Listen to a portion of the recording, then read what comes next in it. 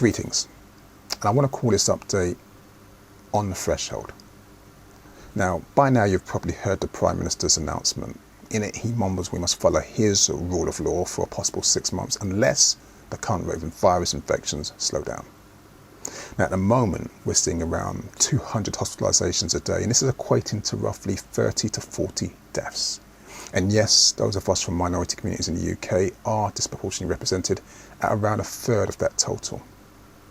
Now, I think it was on Monday when the government's scientific advisors estimated that unless things change, and change now, that figure is likely to increase to around 200 deaths a day. And this is by mid-November. This is serious, people. Forget watching the inaccurate testing figures on the news. Those are numbers we need to watch daily. Hospitalisations and deaths. Now, the changes the government have announced is the rule of 6, 10 o'clock shutting time for pubs, clubs and restaurants. And all this is going to be enforced through £10,000 fines and threats of the army on the high street. Now, there's no mention of a household ban, and that's quite interesting. You see, the problem I have with that is that schools are staying open despite there not being adequate testing for teachers and students. Universities are also opening for the same ideological reasons. And all this guarantees is that the virus has a clear route to spread from household to household through young people, our children. It's not their fault. To be honest, it's ours for not doing enough to stop them being herded like sheeple. You see, right now there are two scientific approaches at play. There's one led by economists calling for the shielding of over 60s and medically vulnerable people. Their approach is just let the whole population get infected to save the economy. They ignore the reality of long COVID and deaths amongst those under 60. And the other approach, which the government is wisely following to its credit, I'll give it in this particular instance, is to suppress the virus on a national level until a long-term solution with an effective track and test system is in place. Now, my worry is that these recently announced half-hearted restrictions, while sounding good on paper, are in reality meaningless. The Prime Minister, who claims that he is going softly because the UK is a freedom-loving nation, ignores a simple fact.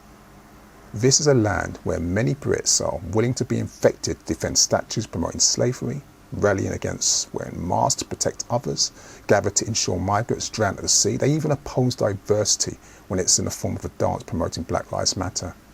Freedom-loving is not quite the right adjective.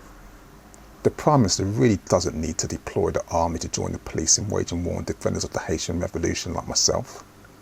What he needs to do is wage war on the virus of racist ignorance and those fueling it through the privilege of indifference.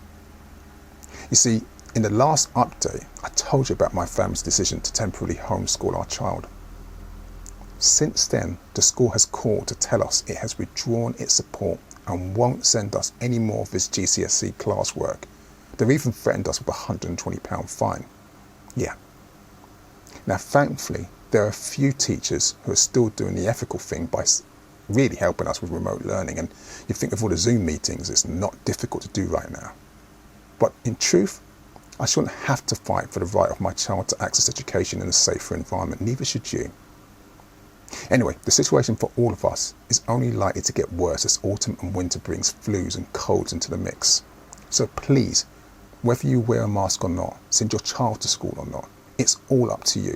Trust your instincts, but understand it is evidence and not guesswork which teaches us that physical distancing is the best way of lowering rates of transmission. We can't go back to the old normal. That was murdering us in our sleep, on the streets and on the front line during the pandemic where we were keeping everyone else safe. So remember, question everything you're told by those in power and even troublemakers like me. Research what I'm saying. Start making plans for rent and food just in case. Oh, but please allow a rush on the toilet paper. The new normal we must create needs to be based on a desire to do better for our collective well-being, not an individualistic, whatever it takes to save the economy approach. For in truth, what use is money if we're all too unwell or worse, not alive to spend it on ourselves and loved ones? May the ancestors continue to guide and protect us. Ashe.